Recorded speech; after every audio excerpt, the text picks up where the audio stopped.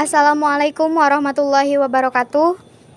Perkenalkan, saya Ningsti Ayuni dari kelompok 2 akan menyampaikan tentang hasil penganalisisan kelompok kami, yaitu PLTA atau Pembangkit Listrik Tenaga Air.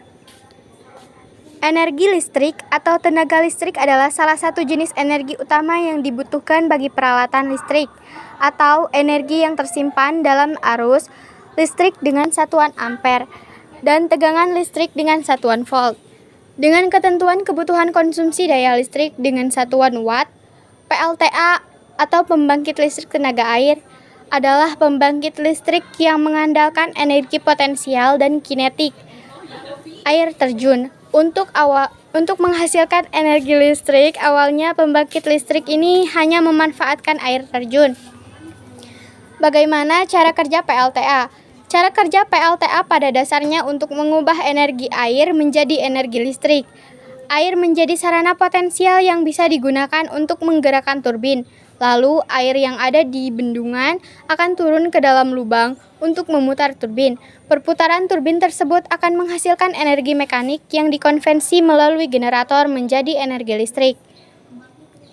Apa saja bagian-bagian komponen PLTA? Komponen penting yang digunakan PLTA sehingga bisa menghasilkan energi listrik antara lain bendungan, pipa, turbin, generator, jalur transmisi. Apa saja kelebihan dari PLTA?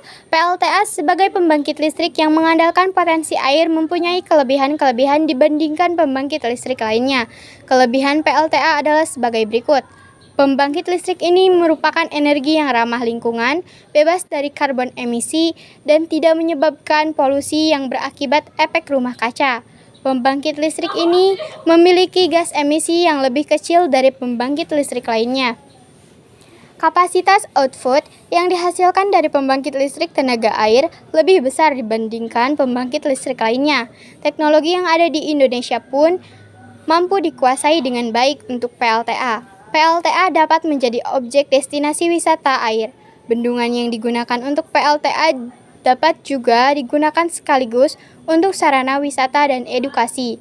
Potensi wisata dapat dimanfaatkan oleh masyarakat untuk menghasilkan keuntungan ekonomi. Adanya PLTA mampu membuka lapangan pekerjaan untuk masyarakat sekitar hingga meningkatkan perekonomian masyarakat. Adakah kekurangan dari PLTA? Di sisi lain, penggunaan PLTA juga mempunyai kekurangan dibandingkan pembangkit listrik lainnya. Kekurangan PLTA adalah sebagai berikut. Pembangkit listrik ini membutuhkan investasi yang besar. Lahan yang digunakan juga cukup luas untuk pusat listrik dengan kapasitas listrik yang besar. Dengan adanya pembuatan bendungan air untuk PLTA dapat mengakibatkan ekosistem sungai atau danau pada tempat tersebut terganggu. Sekian dari kelompok kami, mohon maaf bila ada kesalahan atau kurang bisa dimengerti. Terima kasih atas perhatiannya. Wassalamualaikum warahmatullahi wabarakatuh.